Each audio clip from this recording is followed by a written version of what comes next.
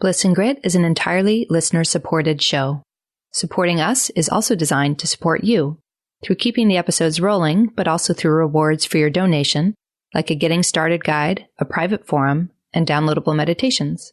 To become a supporting member, you can visit patreon.com/bliss and grit.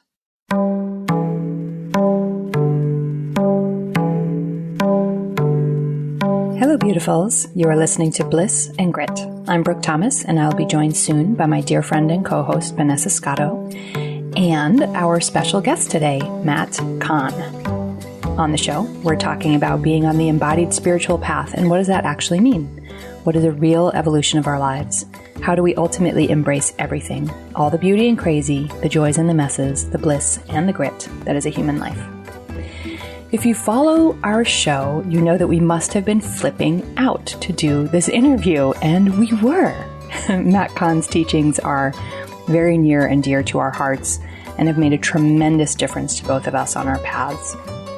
If you don't know Matt's work, he's the author of the books Whatever Arises, Love That, and his hot off the press book is Everything is Here to Help You.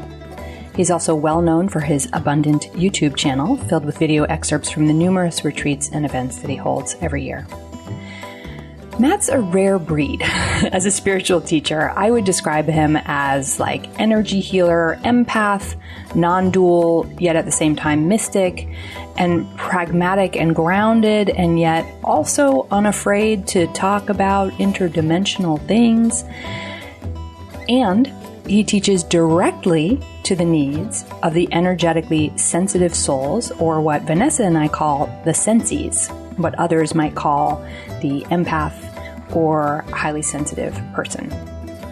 In other words, us, our tribe. And his clarification of his path for the sensee is a game changer. So needless to say, in the conversation today, we get into that and also so much more. If you want to deep dive into what really is the ego and how do we make the journey to living not from the ego but from the soul, and what really is the soul, and what is the interplay with the body as we go on this journey, well, have we got the conversation for you.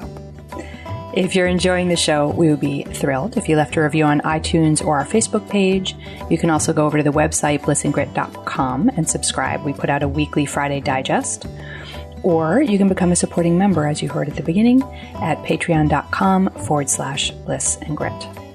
P.S. Thank you to our dear friend Ashley Pennywill for making this interview happen. Okay, here we go. So hi, Vanessa, and we're here with Matt Kahn. Hi, Matt. Thank you for joining us today. Well, thanks for having me. It's truly an honor to be here with you both. We're so excited. And people who listen to the show know that we're big fans of yours. We've been on retreat with you. We do whole episodes based on a note we take from your book or a YouTube video. So we're fans. That's how they found us. Yes. Right, exactly.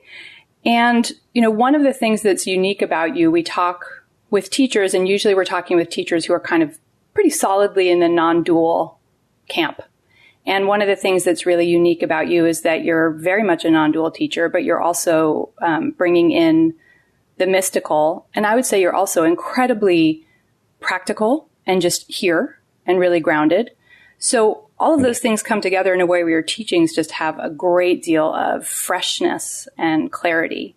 And we usually start by asking people, like, the word awakening, certainly the word enlightenment. These are words that have gotten really crusty, really corrupted, and confused, crusty words. So a great start place might be, what do you mean by the word or the process awakening, or what enlightenment teachings are? What does that mean? I think it's a really great place to start. When you think of the word awakening, and in my book, Everything is Here to Help You, I really highlight the classic, shift from out of the pitfalls of ego and to the illuminated presence of your soul. Of course, the ego and the soul being two aspects of the one, but they're not actually two different things. Just in the same way that when a child can be seen as an adult in training, the soul is evolving to integrate into the oneness of the soul. So really the soul is the mature adult self of the evolving ego. And when we talk about awakening, I think just to give it the most practical expression, I think what we're talking about is the embodiment and the activation of spiritual maturity. That when we're children, we might react instead of respond. We might act in a way that we might regret at a future moment. We might act from our fears or our desires for instant gratification. And as adults, hopefully, we can give things a more deeper look, and we can make decisions based on our core values, not just our desires, needs, wants, and wishes. So in that analogy, awakening is where we mature on a soul level, and when we're willing to make decisions that embody our highest core values and give credence to the greatest amount of trust with the universe versus just the constant hamster wheel of acting out the orbiting of our human conditioning. So when we speak about awakening, I'm talking about the embodiment of our deepest spiritual maturity. And of course, how I refer to spiritual maturity is heart-centered consciousness, not just the awareness of a greater capacity or reality, but that perspective of a bigger cosmic picture expressed through an open heart, so that we are as loving as we are wise. That's beautiful. Actually, I think your teachings on ego are some of the most interesting ones I've come across. I mean, Brooke and I have been studying and practicing different things for 20 years or so. And I'm a psychologist. I mean, I know a lot about when people talk about ego. And when I heard you say that the ego is the, let me get it right, imaginary identity of an overactive nervous system. Yes. At first, I thought that's a really interesting concept, right? It's really interesting. And then over this last year, I've experienced some powerful shifts, some on retreat with you. And I thought, oh, this is not just an interesting concept. Right. This is a revolutionary gateway for people to walk through. So since your new book is so much about how do we transition from the ego's perspective to the soul's perspective, I thought we could stay on this and start to go a little deeper about what that means to you. Absolutely. You know, it's interesting because I always like to find new angles of teachings. That's my fun is, you know, if I teach something over and over again, I always want to find a different approach to it. So if I teach ego, I want to talk about it differently and I want to present it differently because that's my joy, is always finding a new angle, a new nuance to create a doorway for a deeper revelation to occur. When we talk about ego, you know, the imaginary identity of an overstimulated nervous system, I think one of the most down-to-earth ways to talk about it is if someone has an overstimulated nervous system, what is the symptom that they most commonly have in their experience? And that symptom is they don't feel safe, or they maybe feel doubtful about themselves. A lot of us as energetically sensitive souls, you know, if we think about ego, we always constantly think of the classic narcissistic ego structure. And people go, well, I don't think I'm better than anyone, so I guess I don't have an ego. Mm-hmm. But in reality, there are some ego structures that are fed by thinking they're better than others. And there are some egos that are fed by thinking they're less than others. Mm-hmm. And if we're energetically sensitive souls, we are constantly thinking that we are less than others, we're not meeting our potential, we're somehow trailing behind in the race of life. If there's a doorway of ascension, I'm clearly not going to make the window. If there's, you know, if they're loading, but me. Everyone but me, right? They're loading the plane of ascension, and I am just still running through TSA trying to make the flight. And so, as energetically sensitive beings, what we have to deal with is an ego structure that is constantly fed by doubt, disempowerment, and despair. And I think it's a really interesting point to make. So as we learn to shift from the soul, or from the ego's perspective to the soul's point of view, what we're allowing ourselves to do is to first recognize that I've been conditioned to always feel bad about what's happening and to either be victimized by other people or to feel victimized by my circumstances, or how come the things I want seem so far away and the things I don't want seem so close at hand. And it really comes into this interesting battle with time. And as we make peace with time, what we find is as we make peace with time, we're able to embrace the principles of greater self-care, which of course outlined in the book.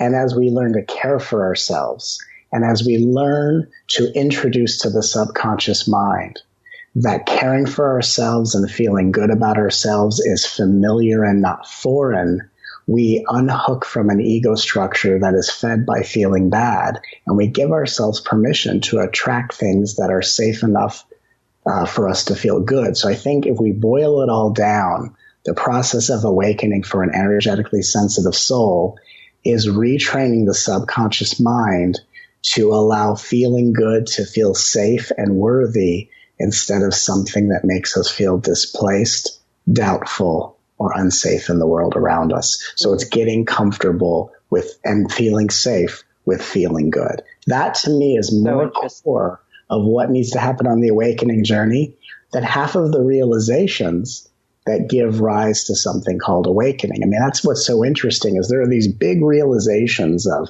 I am the one and we are all connected and all of these beautiful things that I have on a daily basis. All these realizations. And at the end of the day, those realizations have actually little or nothing to do with the work at hand. Mm-hmm. The work is very emotionally based. It is very intimate. And it's a deep dive into finding true safety so we can feel safe and worthy enough to feel good. Mm. Oh, wow. Yeah. I remember when I first came across your teachings, a friend sent them to me, and that differentiation you make between energetically sensitive beings and let's say, the narcissistic type ego, that they have different structures and require different medicine, to use maybe a terrible word, but they require different approaches. It's so helpful because I think that we can all have an image in our minds of the spiritual narcissist, the sort of like, I am better than because of my amazing realizations. And as energetically sensitive beings, we can be so averse to that, but we're actually doing the opposite thing. We're always holding ourselves underneath less than. And so we can't ever, like you were saying, I mean, for me, I know that it's been such an amazing process to realize, the work is feeling safe with what feels good and content, like feeling safe with it's just content is such a big, amazing process. Who knew? It's not just absolutely. a big blammo. Well, the big blammo is nice. And then the journey to integrate the blammo, is a whole other thing. So realization happens in an instantaneous moment, but then to integrate that is the path, is the lifetime. And just to kind of make it simple. So what is the medicine for a narcissist? To realize there's something bigger than myself in the world, to serve something bigger than myself. A lot of narcissists, the narcissistic spiritual path is like a spiritual 12-step program, basically. Right. So when surrender, I forgive. Oh my goodness. Oh my God, so-and-so. I've been spiritually drunk for 40 years. I'm so sorry. Mm-hmm. All that stuff. Yeah. But the path of a spiritually, energetically sensitive soul is not to realize, it's to receive. So the narcissist realizes as their medicine, and the energetically sensitive soul, or the inferior ego, as I call it, awakens the ability to receive. And so when we awaken the worthiness to receive all that Source has to offer us as a confirmation that we know ourselves as nothing but Source. Just as for a superior ego structure or a narcissist, their realization into Source is to realize the greater perspective outside their personal view. And if we think there's just one path, and I see this a lot with energetically sensitive souls, they constantly are denying the personal self, as if the denial of the personal self is the gateway into a transcendent state of consciousness. And it's very easy to deny and to surrender your personal self when you don't like the character you're playing in life. Yeah. Right? Like, what's the percentage of people who have loved their life circumstances who have completely wanted to abandon themselves? Probably none. Right. Not that many. Oh, I'm the character that always gets blamed. No one likes me. Like, oh, I'm going to wake up out of ego. And there is an awakening out of ego. But if you're energetically sensitive, your ego trip is not feeling good enough to receive. Like you do something amazing, and then someone goes, oh my God, you're amazing. And your subconscious mind goes, oh my God, you're about to feel good for the first time in your life. We have to reject that. Right? Yeah. So a narcissist has to wake up enough to realize, and an energetically sensitive one has to awaken deep enough to receive. And only when we can receive do we know how safe we truly are. That's what unravels the nervous system, collapses the old ego structure, and create space for this awakening soul to be embodied. I mean, it's always been so phenomenal if you observe yourself. I'm one of those people who was very attached to the less than identity, and you can see it. There was a certain point where I got enough space to see, okay, I can't be the only one so screwed up I'm undeserving of love. I don't think that about another human, right? So how could this be? And yet you can't seem to kick the pattern, right? The thought stream is there, the feelings are there. And it's this interesting human phenomenon that we would remain attached to an identity that creates so much pain. And then I came on retreat with you in January. I stood up and I spoke to you. I asked a question because all of a sudden, out of nowhere, seemingly, of course, my sense of lifelong shame disappeared.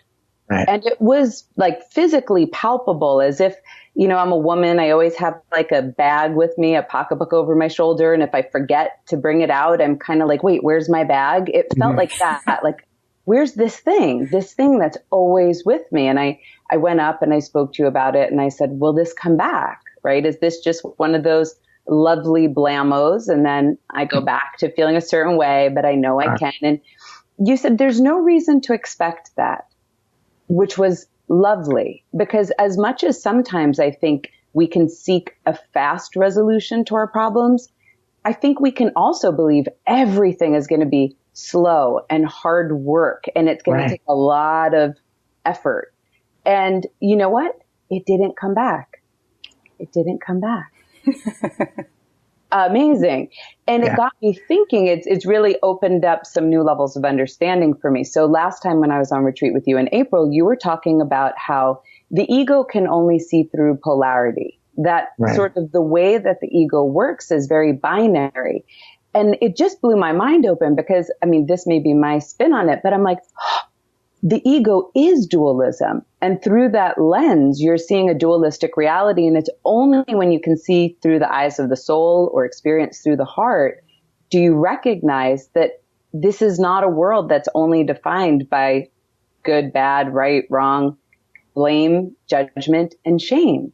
So can we talk a little bit about how the ego sees through the lens of polarity? Absolutely. And just a word that comes to me that's going to make it really like so touchable for everyone listening to this dialogue is when the ego sees through the lens of polarity, it's looking through a view of comparison. So, for example, the ego is going to say things are either right or they're wrong. They're either closer to happy or closer to sad. It's either one or the other.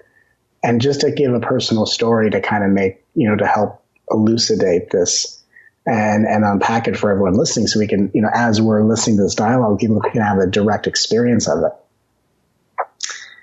I remember in my life when I started to really, like many years ago, wake up at a very rapid rate.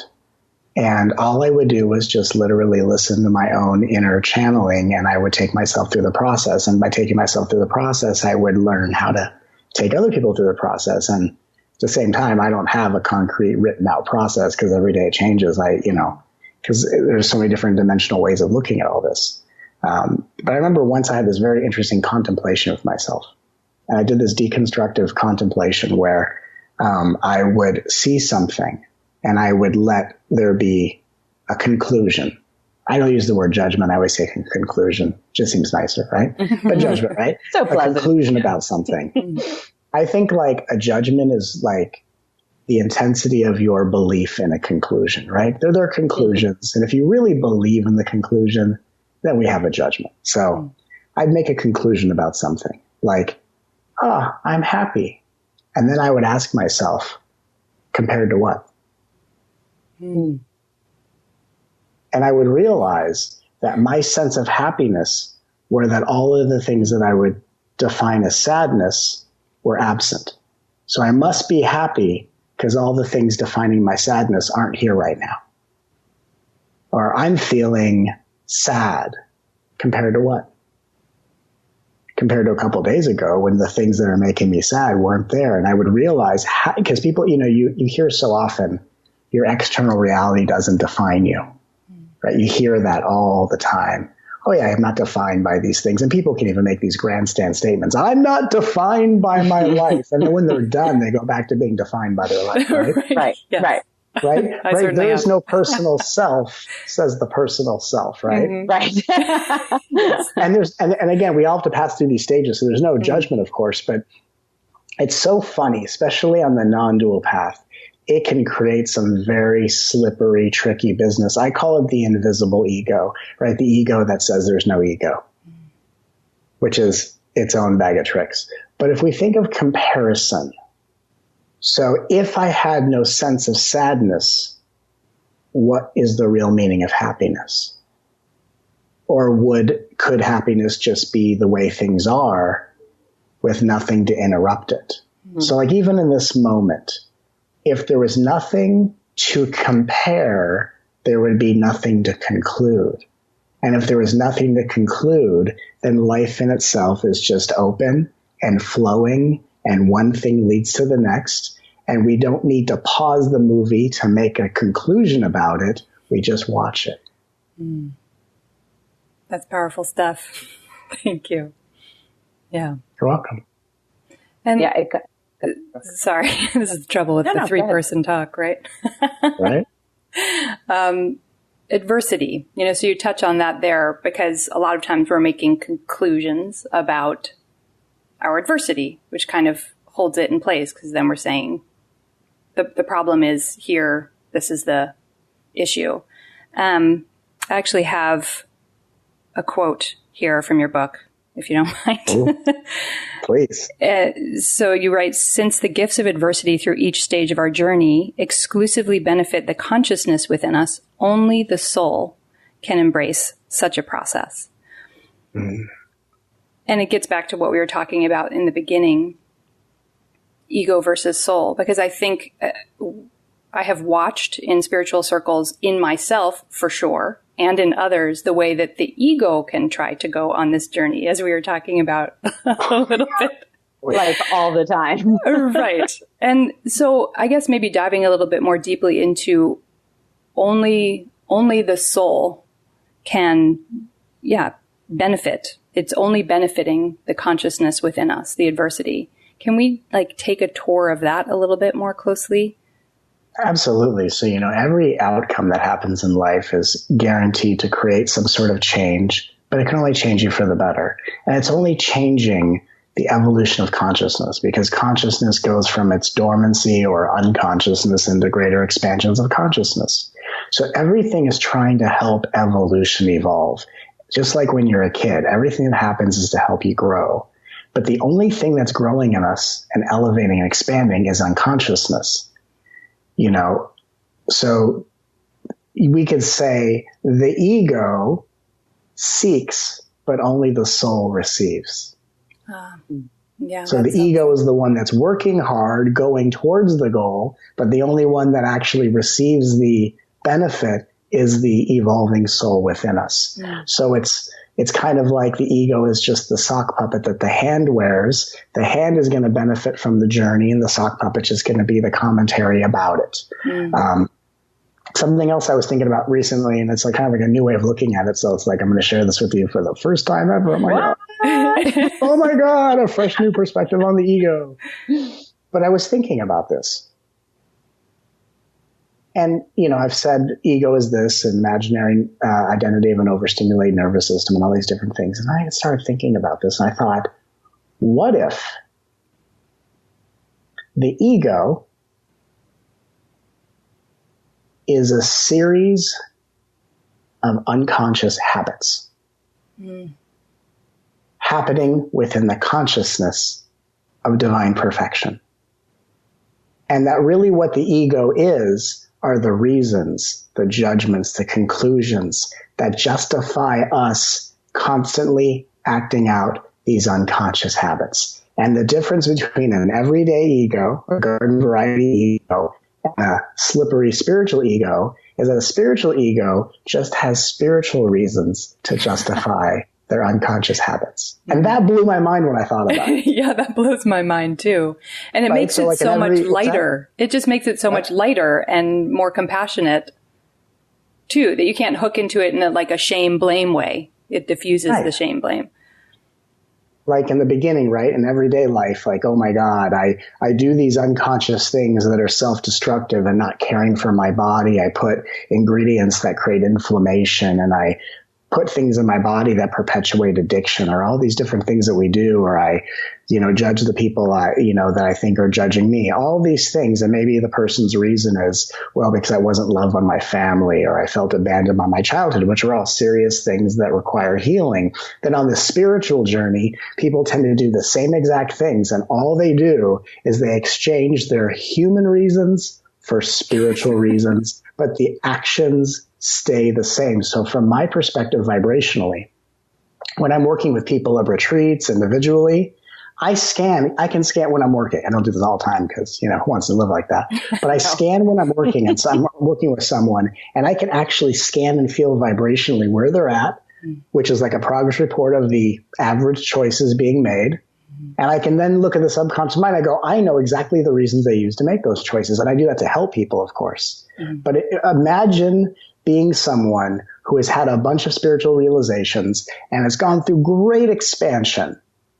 And if you just were to step outside and look at their choices, it's almost exactly the same. What's changed is the point of view and the reasons for doing those things. I find that to be fascinating. And once people see that it's not about how much you've learned or realized, but have you allowed that wisdom to influence your choices and to become more empowering and nurturing and loving towards yourself? Are you willing to change the way you put food in your body? Are you willing to love your heart more often? Are you willing to love the people that may not be ready to love you back? Don't put yourself in a toxic environment. But I mean, if we're going to really be completely enamored by wisdom, how deeply are we allowing wisdom to change us? And for someone in my position, I don't demand anyone to change in my presence.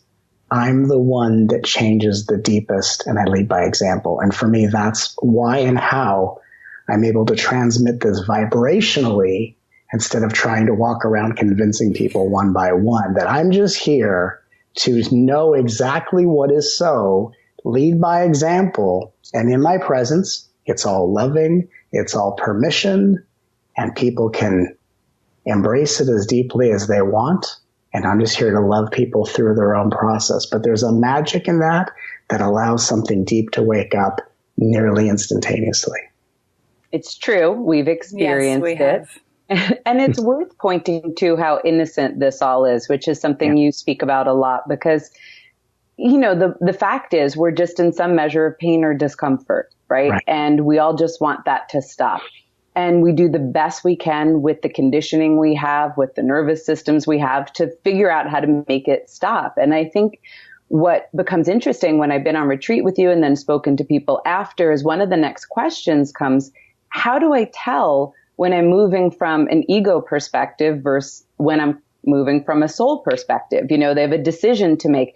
Is this just like the habitual ripening of the same point of view driving me, even if the decision looks different?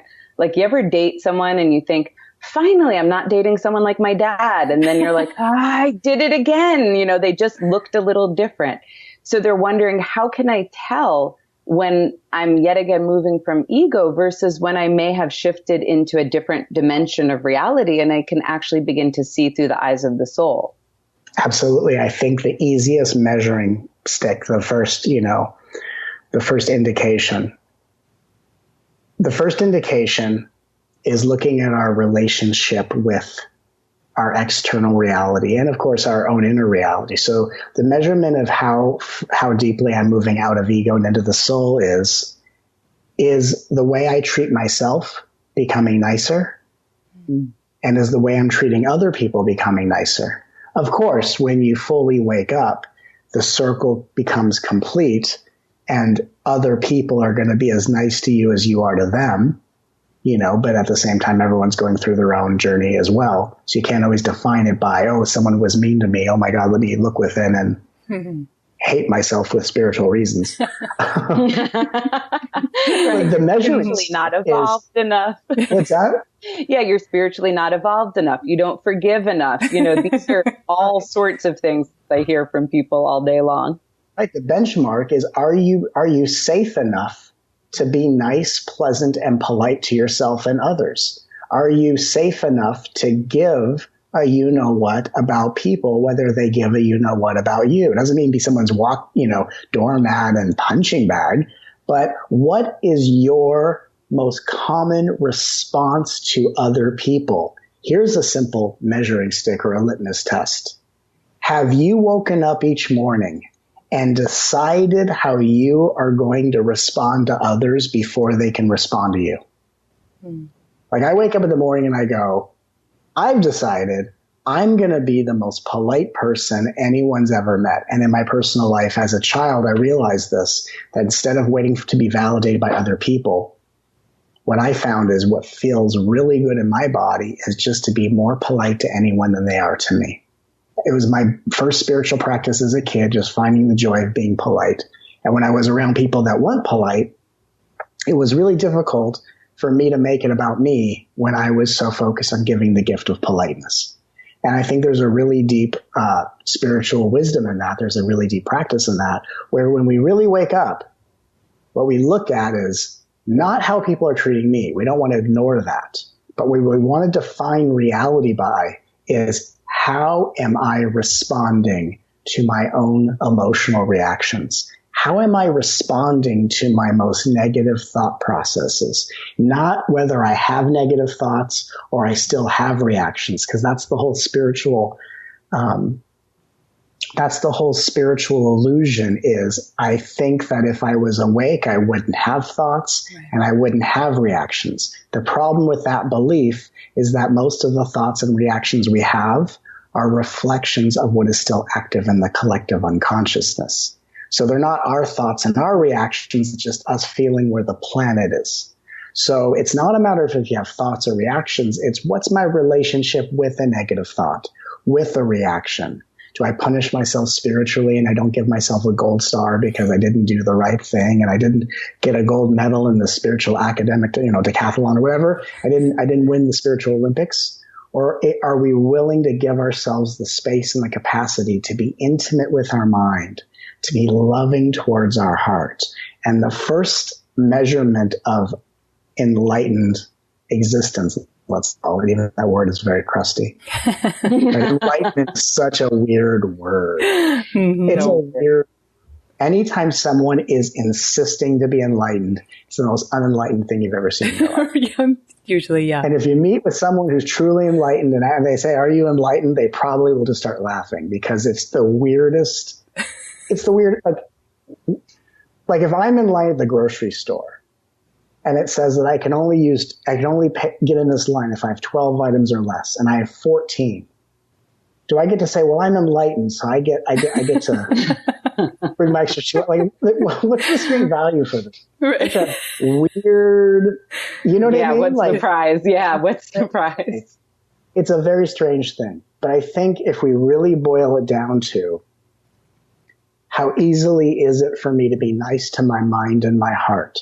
How pleasant am I to other people? How do I treat my kids, whether they're acting appropriately or not? What's my relationship to my spouse, regardless of what I think about their actions and behaviors?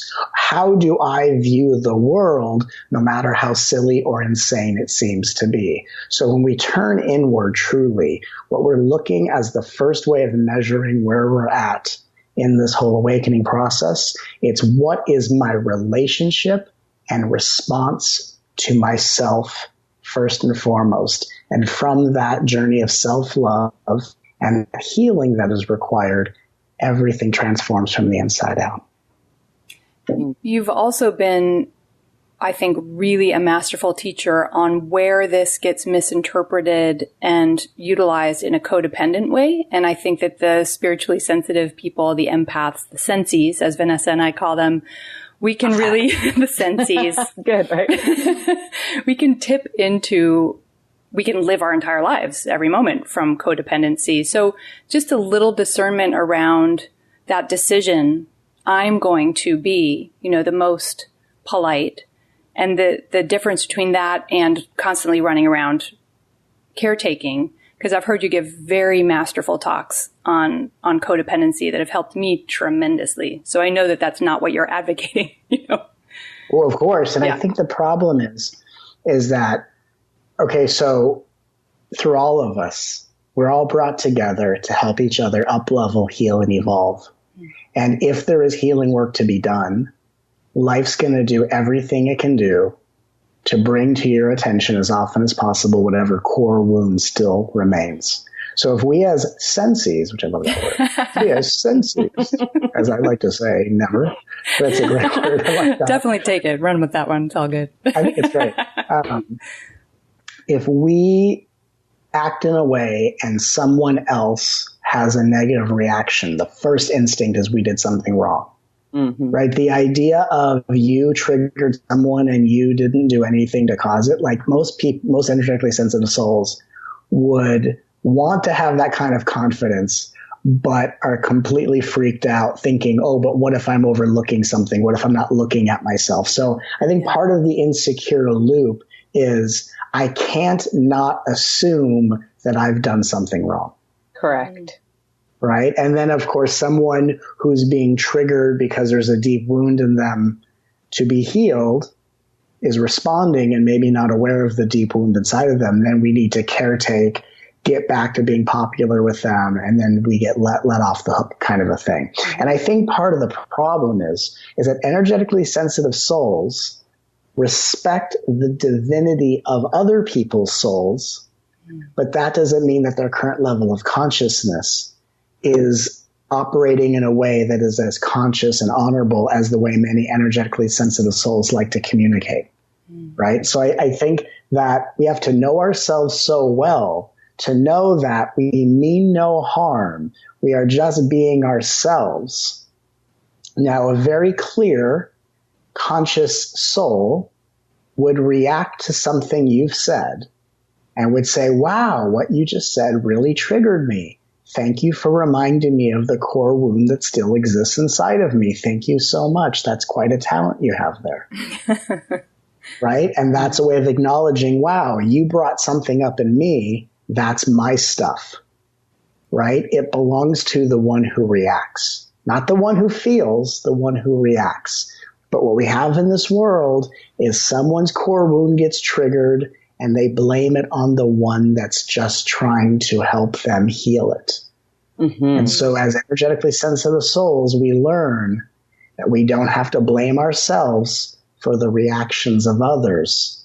We just have to live such a life of intention that we come from a place of purity, politeness, and love, and that the love that we shine as light to the things we're healing and hooking in others isn't always a pleasant experience for the other people. So the idea that if I'm always coming from love, it's going to feel good, or the belief if I have such a high vibration, then everything always goes my way. Yes. The reality is life is doing everything it can to unravel the core wound in our cellular body. It may not be in your conscious mind, but it doesn't mean it still isn't imprinted in your cellular body. And so I think if we really look at how can I love myself and others through their journey without taking responsibility for their journey, I think in that we find the confidence and the awareness to hold space for other people without apologizing for the nothing we've done wrong. Mm-hmm. Well, you even have some wonderful teachings around releasing responsibility. This is going to sound weird, but for ourselves in certain ways, because we start to hook to these identities, right? I am the bad one. I am the weird one, the unforgiven one, whatever the case may be. And we're hooked at ego. And so we're always blaming someone. Sometimes I notice like we're bouncing back and forth. It's my parents' fault. It's my fault. It's my parents' fault, right? Like the ego just like, it doesn't know what to do. It's just in that blaming zone.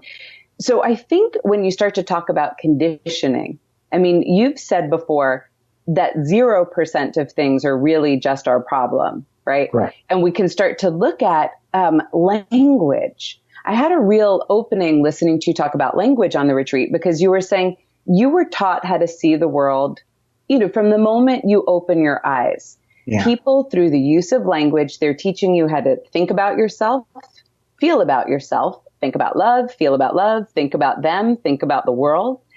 And it's not that I didn't understand this before, even neurobiologically, but somehow when you start to go down that hole and you go, holy cow, like I never was without conditioning, right? And then my parents who created they weren't either. And so no one here is to blame. This is just an interesting scenario of human experience where, in innocence, a lot of misunderstandings about what it means to be human and about love and about safety just got passed down through the lineage. So I think it's really interesting if we could talk a little bit about language and how it can shape our perspective. Absolutely. I think it's a fascinating one to talk about. It's one of my favorite things to talk about. I mean, I love words, and I never tried to be the kind of teacher that's always trying to flip things upside down. I just started to notice that I have a knack for it. And you do. Because if we can flip the world upside down, especially some of these deep spiritual ideologies, it's just to expand our viewpoint, to be able to experience life in a different way, and I think that, for example, an example about my life. When my mom wanted to tune into how I was doing emotionally, she would always ask me, what's wrong? Right. And what that taught me was that there's always something wrong with me, and I should always keep an eye on it. And what became strange in the beginning as a child, my mom would go, what's wrong? And so I'm trying to get the question right. Right. So I'm assuming there's something wrong with me and I've got to figure it out. I'm like, oh my God, I don't think anything's wrong with me, but that can't be the right answer because she says, what's wrong with me? So I've got to find the right answer. So I'm now trying to look for a way to be correct with my mother. And I'm trying to answer her question based on her perception of me.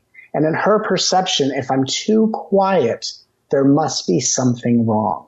And it caused me to perceive myself as someone who can do wrong, or that there's something wrong with me. And any time in my adolescent life when something didn't go right, what did I turn to? What's wrong with me?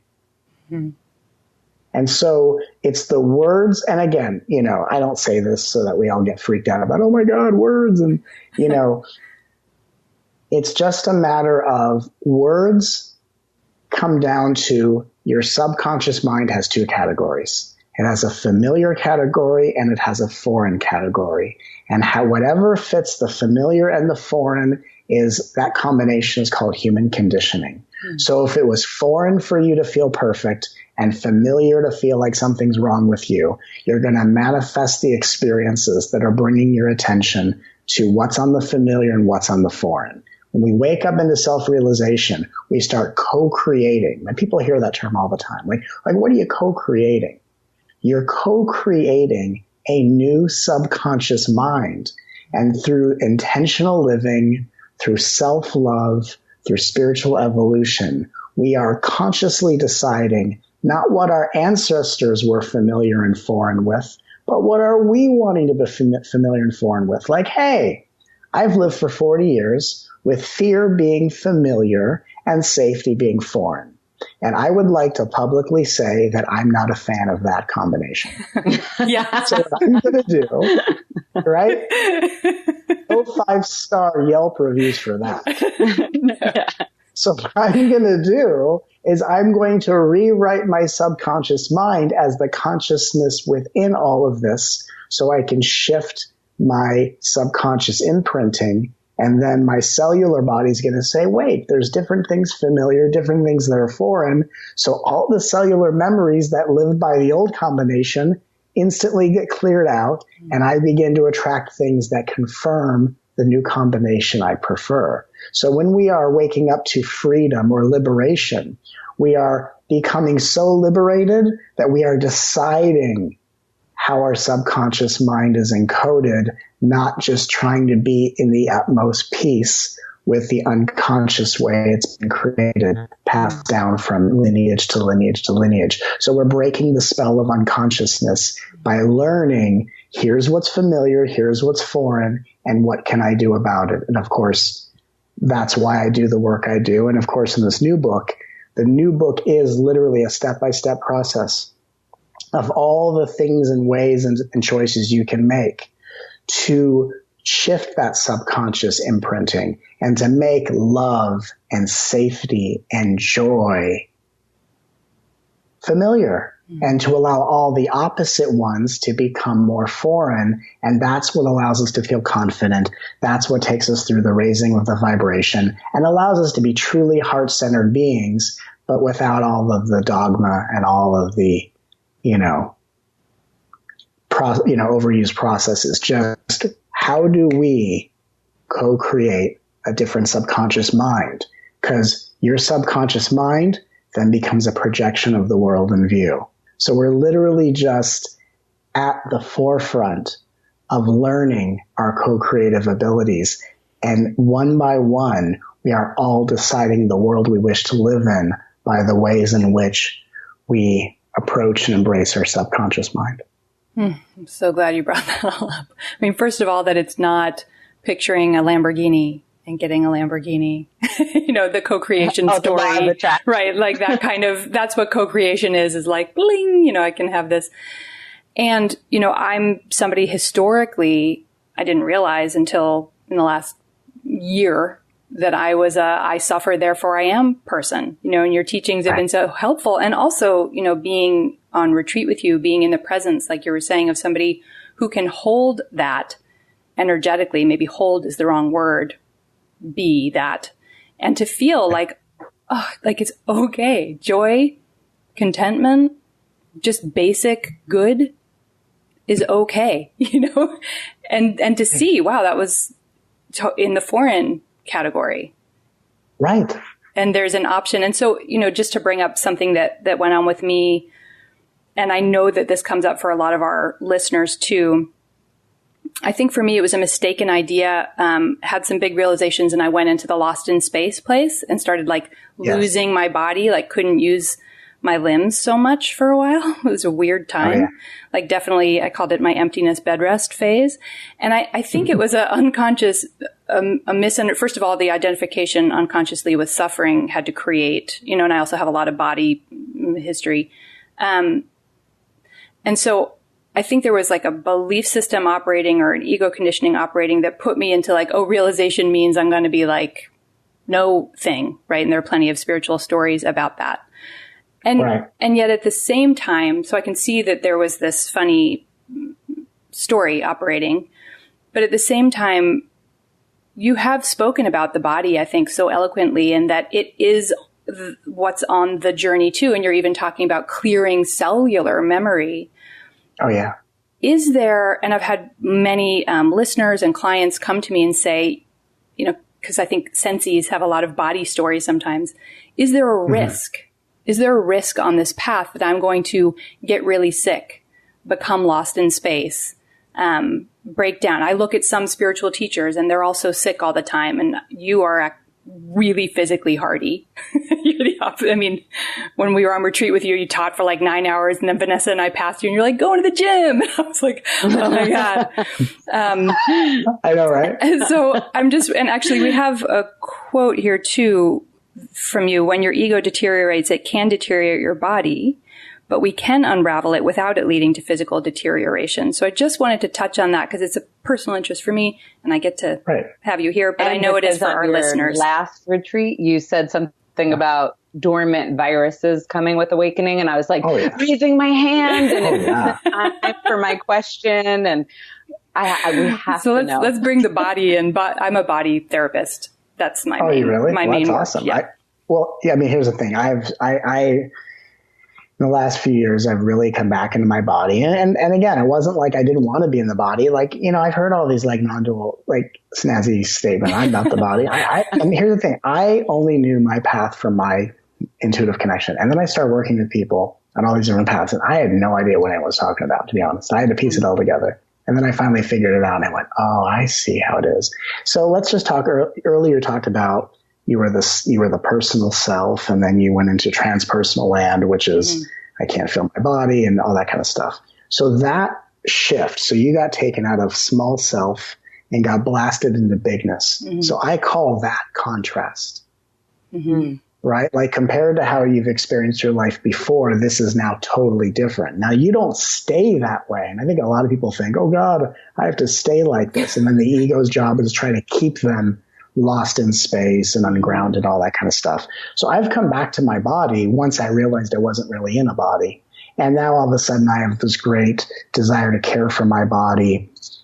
I've also been blessed with a large amount of psychic endurance, and I can teach 10 hours a day and then go and, all that stuff. But the more I take care of my body, the even more endurance I have. So, I think what it is on this journey is life's going to, whether it's the awakening of a dormant virus, like all of us have certain viruses inside of us and they go from dormant to active, but they're only going from dormant to active based on if that's going to put you in the right environment for the next stage of your expansion. So I think it's really important to understand that, as a spiritual or a cosmic law, everything is always changing, but it literally can't enter your energy field unless it was designed to change you for the better. So life's going to do what it wants to do to make you the best you've ever been, to help you grow, evolve, awaken, and expand in the shortest amount of time. So it's just life kind of ushering us along. And some people say, well, does that mean I have to have it like this? You don't have to have it with sickness and illness. Is it common? It totally is. And what's a universal law is when it's time to wake up out of ego, life's going to make your individual reality just one step beyond what you're comfortable with. And it will take you through the corridors of boredom, frustration, loneliness, confusion. Those are the 4 corridors. So whatever life has to do to confuse you, to bore you, to frustrate you, to confuse you, to bring up loneliness in you, that's what causes the ego finger by finger to let go. Because again, we're not letting go of the ego lets go of us. If you are letting go of the ego, then the soul is something up ahead you're chasing. But if the ego lets go of you, you're the soul already. So we are already the soul becoming conscious of our divine perfection. And literally life's going to be whatever it can be to help us evolve. The question is, are we seeing it through the soul's perspective? Are you aware how something is helping you? Are you aware of the evolutionary benefit? And in my book, and I channeled it, of course, but I outline, how does jealousy help you? How does sadness help you? How does anger help you? And literally you start to unpack the gifts in everything so that you can realize, okay, the journey at hand is to realize how something is helping me and to find the safety to receive that gift and to become better than I've ever been before. And so the process is quite courageous. The path is quite direct. And our job is to be in full alignment with the universe and to allow ourselves to take that leap and to see that, yes, this may be painful. It may create loneliness. I may get bored. I may get frustrated and confused. But can I dare to see it from the universe's perspective without denying my personal experience? And that middle ground is maybe one of the most practical ways to explain alignment or self-love. You speak a lot about, I know we're coming to the end, and so we're going to start to wrap this up, but you speak a lot about it being a process, not a problem. And that through the ego's perspective, really the ego is like the problem solving mechanism, right? So it's like, where's the problem? I got to get to work and solve it. And if we could shift to the perspective of the soul, we would begin to see that this is part of a process. And I think we can kind of build a little more on what you just said around that, because it's important. You went so far as to say only objects have problems. I remember saying that. That's funny. Do you remember that? It was really interesting because you talked a lot about objectification, which is something I'm Vanessa pretty and I interested in. Talk about that a lot here. Yeah. People who have been objectified quite a bit. And we watch people objectifying. Mm-hmm. Even very sensitive souls have a way of objectifying themselves and others. This isn't just narcissistic reality. And I thought that's really interesting, right? So, my car breaks down. It has a problem. My ego brain is like the best ally. It's ready to fix it. It's ready to strategize. But when we start to see ourselves as objects that have problems, right. Well, this is like next level. So can we speak about this a little more? Yeah, well, so here's what's interesting. What's interesting to see is that if someone did not have a problem in their life, the perception of problem would just be externalized to other people or the world. Like, yeah, I'm okay in my life.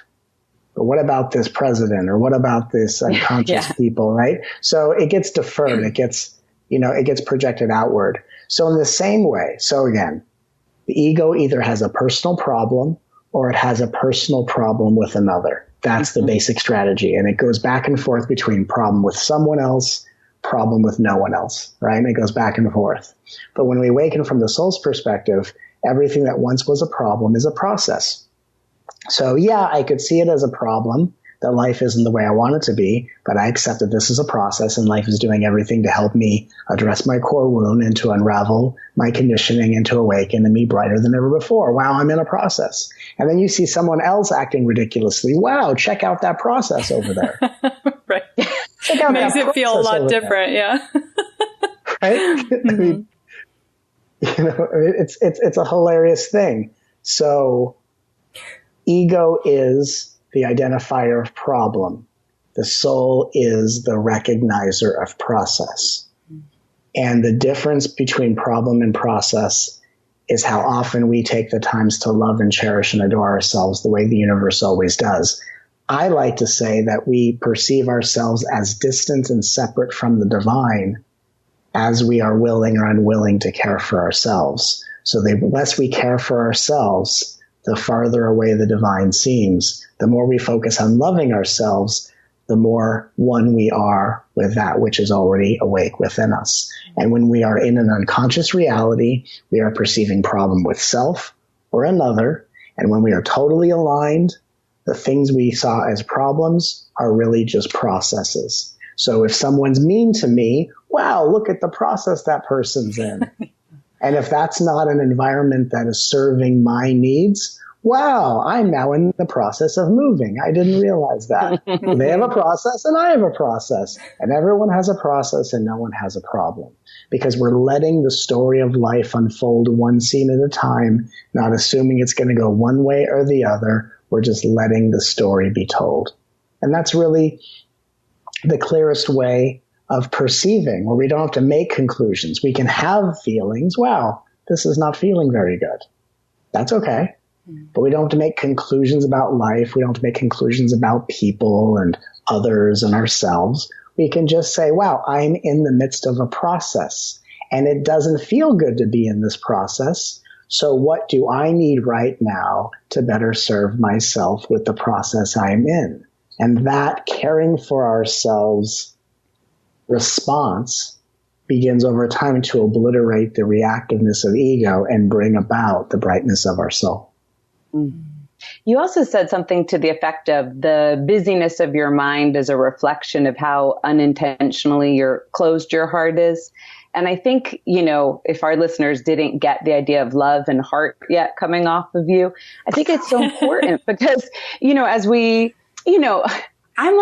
I was always very mystical, but like my ego was always trying to pretend I was practical. So the idea of putting my hands on my heart and saying, I love you out loud was like, no, it's embarrassing. It's corny. No, I should just sit in meditation silently and like force myself to see reality. It seemed different. And then as soon as you do it, what I'm realizing is so many of these practices, and you do a great job of outlining in both of your books, just how to heal, which no one teaches us how to heal. So that's tremendous.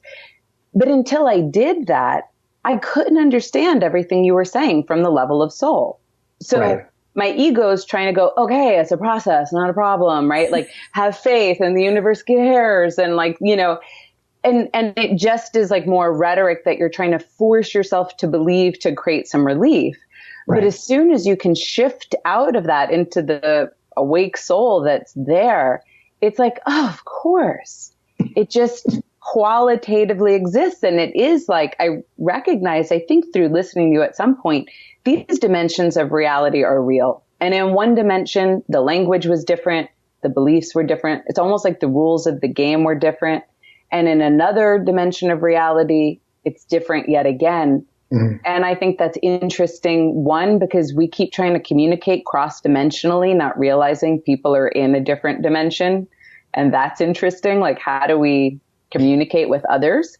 But the other thing is, until people do the practices, it's hard to shift into the soul perspective. Would you agree with that?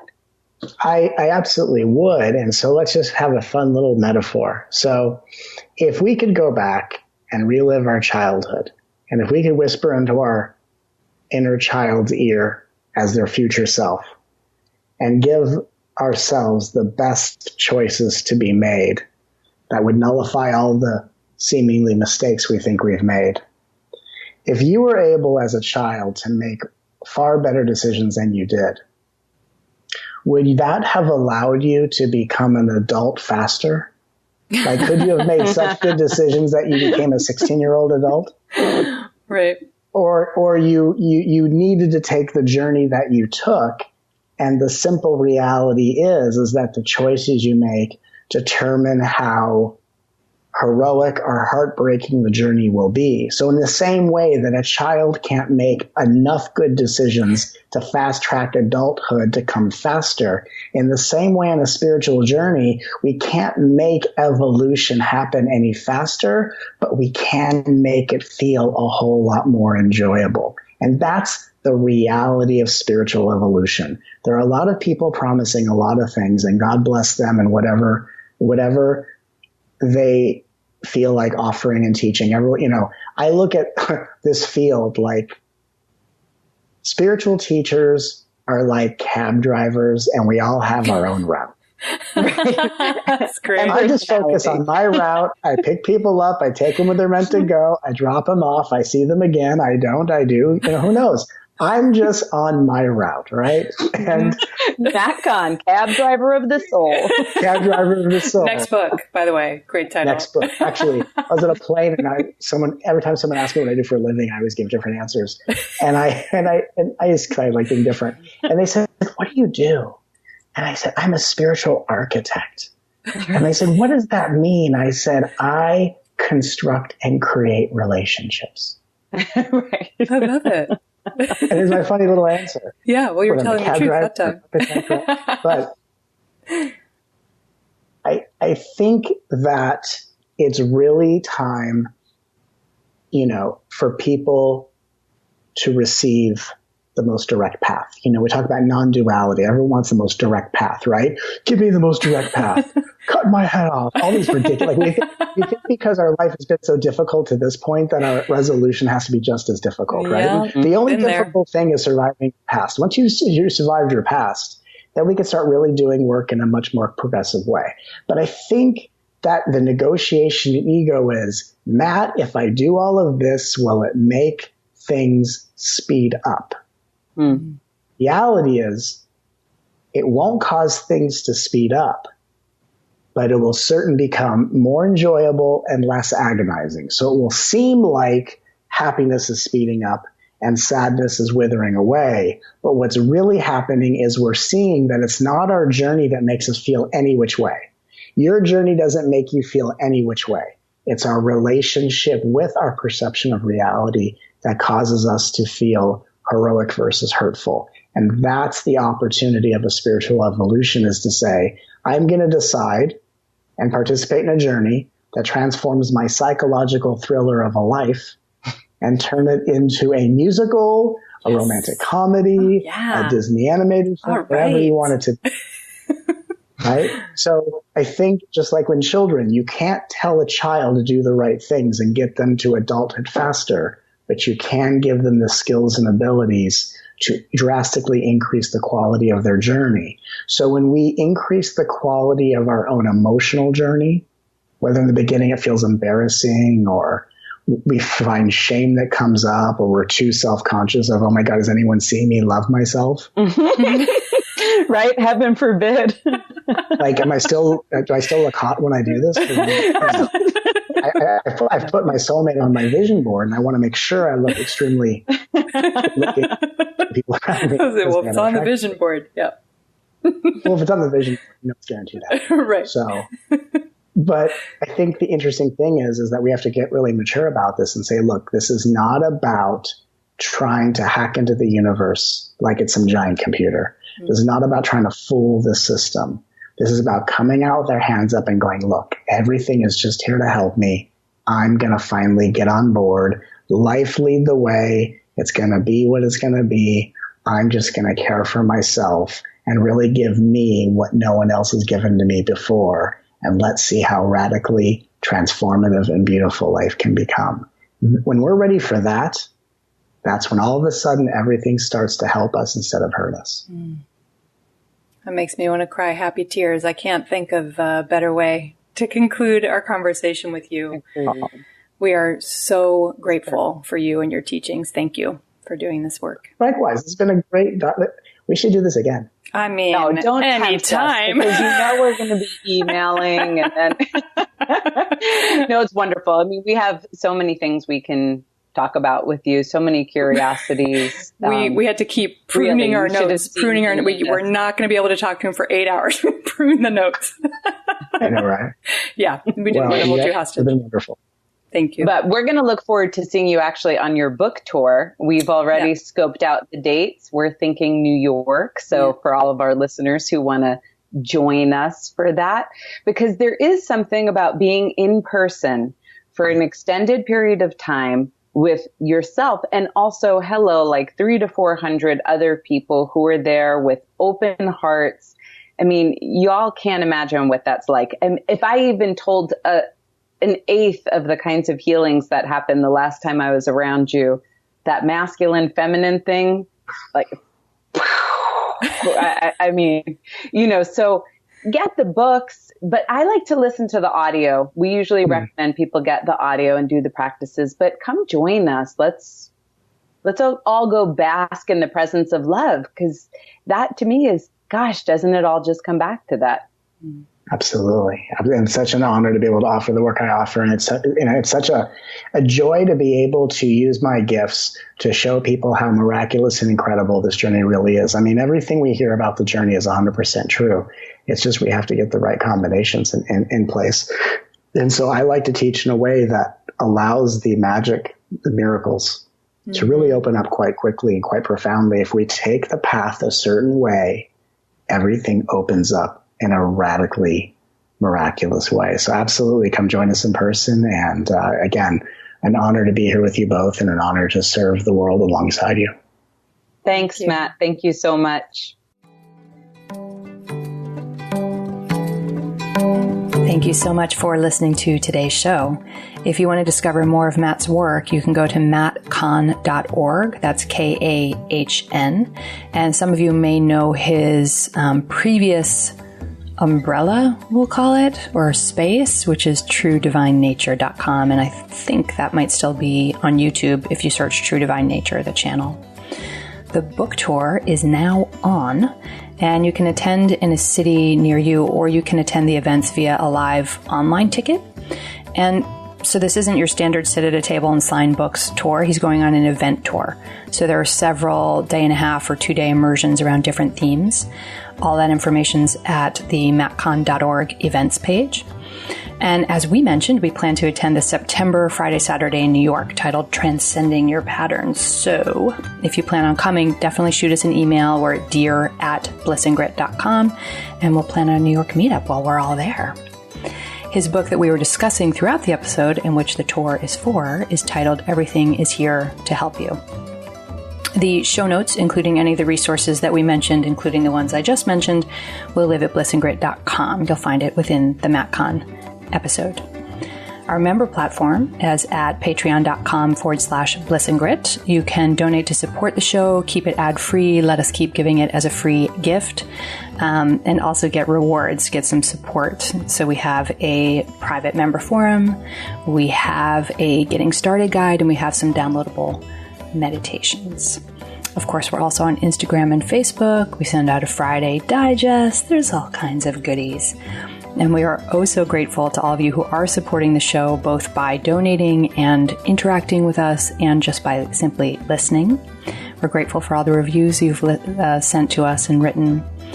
And we'll be back next week. Thank you.